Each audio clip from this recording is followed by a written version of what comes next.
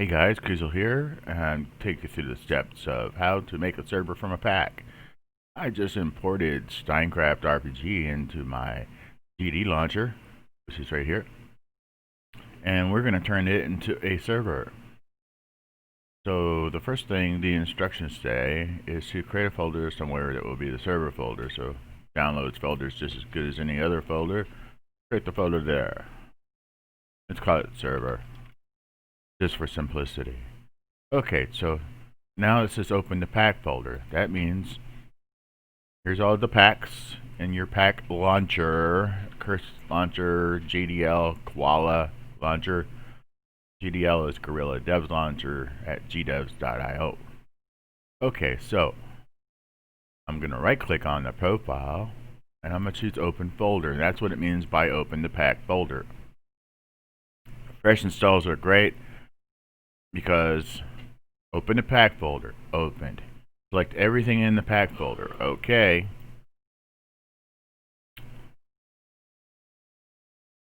And copy it. So I'll have to update this document. And then open the server folder you made in step 1 and paste, for example, right click and choose paste. So now there's the server that we made, step 1, and now we shall paste those items. Boom. Now it's there. Now we need to install the installer for the version of Forge that was used to make this pack, which is the launcher say. The launcher says it's 1.15.2, and GDL allows me to see it very easily up here. And for those of you that don't know, GDL and Koala both can allow you to instantly change your mod loaders, so you can see if your mods work on a higher version. Okay, so 1.15.2.31.2.47 is what we need to download. So go to Files, Minecraft Forge, like the instructions say. And I'm going to show all the, no, we don't want that. We want this. 1.15.2 is here. Now granted that's up there, but if I click any of these two links here, we're going to have to go through an ad page. But if I hit show all versions, I can go straight to the downloader, put it over the eye. I can right click that direct download and save that link anywhere I want. I'm going to save it into that server folder, which saves the step of downloading it somewhere and then moving it there. Okay, so there it is. And not all Linux systems can handle you double clicking that, but you can double click it. Enter the server folder you create, blah, blah, use this command, java jar, name of installer, jar. Now, let's just stay true to the instructions. This is my shell on Linux. You would use command prompt, PowerShell, whatever you got. And notice, and you want to make sure that your shell opens inside of the server folder, or you need to navigate to it. You're going to probably notice these commands. See, like that CD, that means change directory. Telling you how to navigate a file system inside of a shell is beyond the scope of this video. Alright, so java jar. What's the name of it? It's Forge. Most operating systems allow you to hit tab to complete, and then you do -- install server, and number 11 says a bunch of stuff will happen, and notice that a bunch of stuff is happening. And you can see up above that there's more stuff pulling into the pack. As soon as this is done, technically, the server pack is complete. But it's not debugged. Could have bugs that you did not realize existed. So, that takes us to the next section, starting the server. Also, we can delete the installer, which you can manually do it up here naturally over here, or you can just do it here. You would use dir if you're on Windows. I'm using ls, and you'll just want to find the one that's the installer. Linux has a nice feature where you just double click something and it highlights. Then I can hit RM, which is my del command. Then I middle click my mouse and then it just auto pastes whatever I double clicked last. Really cool. Okay, the installer is gone. And granted, I could have deleted that too using an asterisk. Okay, so there are 2 jars left. Minecraft Server 115 2 jar is the jar that Mojang distributes. That's the server. And this is the jar that's also a server that Forge gave us when we told it to install server. This is the one you run, which is what it says in number 4. What this does is it opens the Minecraft server and then it injects a structure in there that then allows that then it takes all your mods and jams them in there. It's interesting. Whatever. Okay. So, and now we'll open another terminal. No, we won't. Now, let's go ahead and make this really big so we can see some of what's going on. Java, jar, Forge, and if I don't specify no GUI on the end, we're going to get a GUI, and then I just want to go ahead and get the GUI, so we're going to see it. Looks like you have not put optifine itself into the mods folder. Huh, interesting. This pack author has made his... Oh, okay, we got to take that out. See, now this is under debugging. Server doesn't always start, see? That's a, whatever this is a client side mod, and we need to take it out. So let's go ahead and kill it because there's going to be no way to intercept that on the server. So now you would open your mods folder.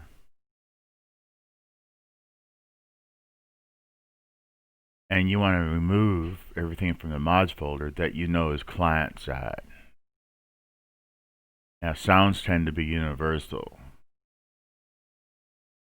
Okay, there's one journey map. It doesn't need to be on this server. Naturally opt to Forge. Okay, that's good. So we're going to delete those 2 because they don't need to be on this server. Now we'll run our server again. See, now this is part of that debug process here. The server you created will likely crash because quite a few mods are not server friendly or coded in such a way that they'll try to load client-side classes on a server. When it happens, there will be a crash report, and there was. But we knew why. So, and then we just keep doing this until it doesn't crash. Now, since I started with a stable client pack, so debug the client is probably not necessary, but we will power it up and try to connect it to this internally running local server. So let's cursor up to where that Java jar was. You can't do that from the mods folder naturally, so cd ... Here we go again. Does it crash on this time?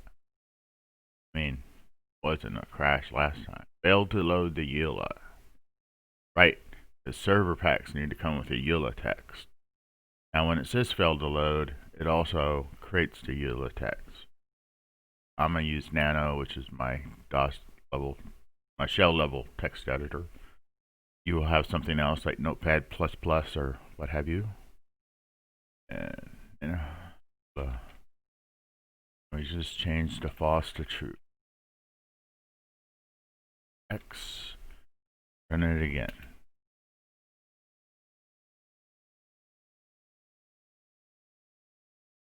And hopefully it starts up. That's what you say every time you go, and hopefully it starts up. Oh look, see, I didn't use the no GUI option, and therefore this pops up. Now on a headless server, you're going to want to use the no GUI option. And a headless server means it doesn't have monitor. It doesn't mean it doesn't have a video card. It means it doesn't have a monitor on it.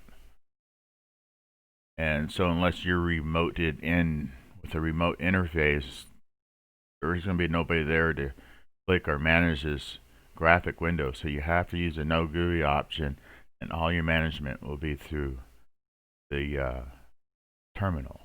Remote terminal usually is done through SSH and PuTTY, and that's also beyond the scope of this video. Okay. It looks like it's a small pack. I can see in the shell/terminal there, it's preparing spawn. Go ahead and start up the client version. And naturally, we're just going to hit OK past his particular message about optifine. Now, usually this done doesn't mean what it does, like on bucket servers and stuff. When you see that, you know your server is loaded. But sometimes, you know, Forge is still doing things even after that done is reached. I like to do lists, see if it comes back with anything. And it looks like this Forge is doing something too, because it didn't come back and say 0 players online. This server has crashy issues. Oh, look, the client crashed too. That's interesting. I mean, I have allocated 8 gigabytes of memory. Alright, let's tell it to use 4 gigabytes of memory. Make sure those memory parameters go in front of the dash jar. The minimum amount of RAM to use. Hoping that it was a memory issue that caused it to crater out. Okay, so giving it 4 gigabytes of memory to play with allowed it to run because the list command now returned the number of players online. But we have that issue where the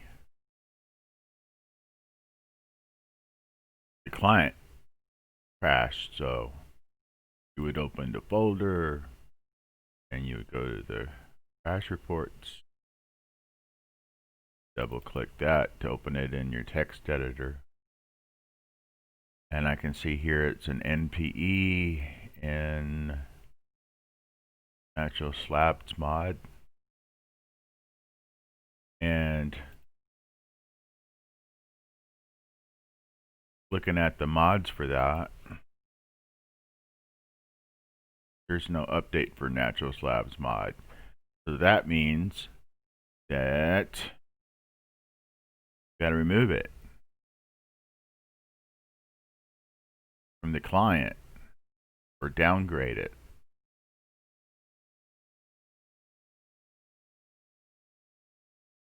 Let's try a downgrade, because maybe the one from June is buggy.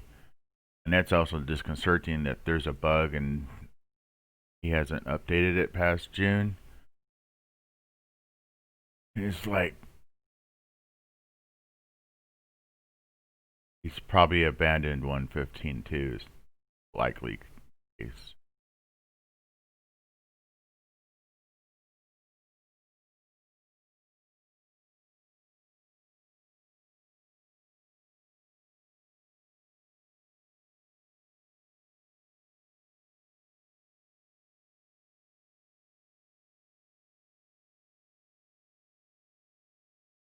Yeah, he's just abandoned it completely. Look, there's not that many downloads for this mod either, so bugs. It doesn't have an issue tracker. Means he's doing everything in the comment section likely.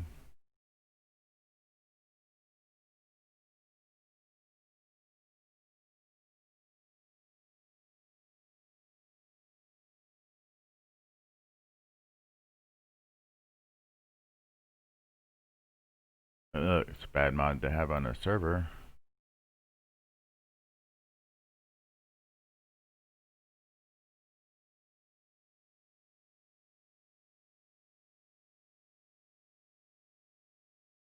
You know, it probably doesn't like the latest Forge version.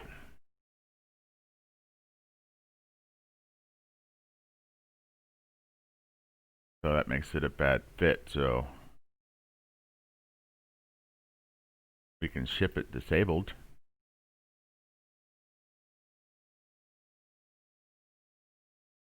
I would personally delete it. Okay, so now we're going to stop the server. And we're going to disable that mod. Because even though it currently ran server side, it doesn't run client side.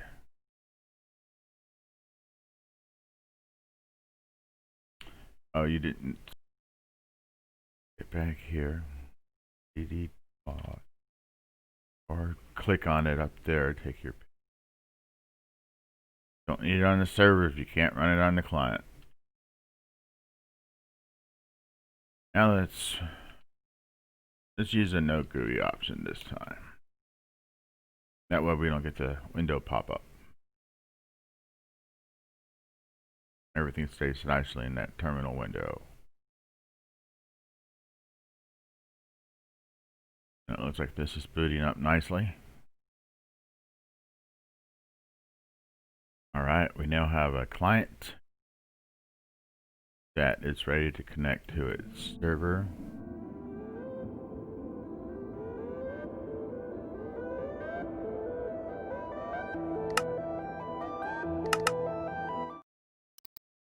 It's still booting. Test this in single player right quick.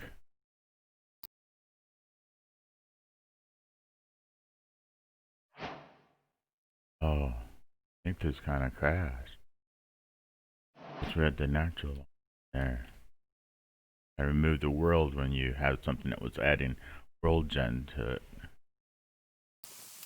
Alright. Client looks okay. Lagging like heck for me because I'm doing everything locally.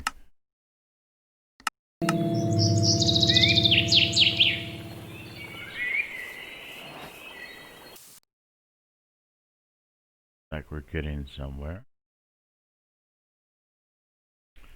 Server has started once again. Let's connect to this. And now we're in this server. It's interesting to note that even on the same machine, if the server is separate from the client, that your experience tends to be more fluid. Oh look, baby spiders.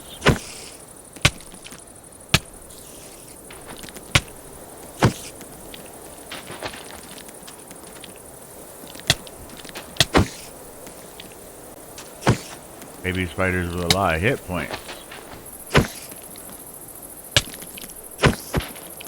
Anyways, proof's in the pudding. So after your server is done, you need to stop it. You need to go above it. And then you need to zip it. And that's it. Your server pack is made. And make sure if you're going to keep a mod that was misbehaving, that it's disabled. I recommend just deleting them.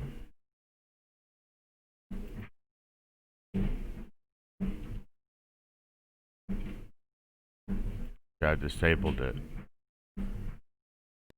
And it's ready for export. You wouldn't write debugged on your version number. And when you exported it, you just export what you need for your client to run. That's it.